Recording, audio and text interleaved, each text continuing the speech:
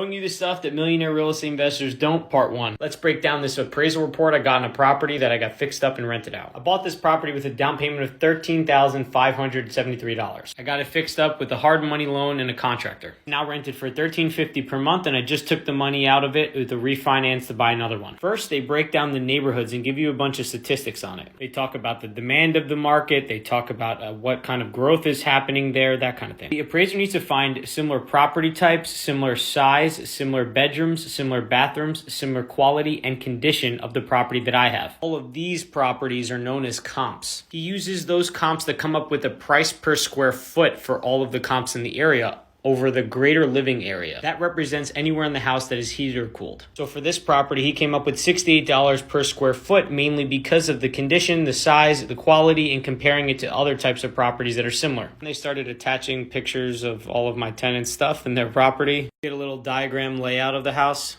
And then because this is a rental, they're going to use comps to try to estimate what the rent will be. So they found what other houses nearby were renting for that were similar condition and quality. They said my property could actually rent for $1,650, but it's only rented for $1,350, which means I'm leaving money on the table. At the end, the appraiser writes all of his comments about why he valued the property at, which for me was $170K. Like this video because most people don't get to see all the details in real estate investing like I'm showing you guys here.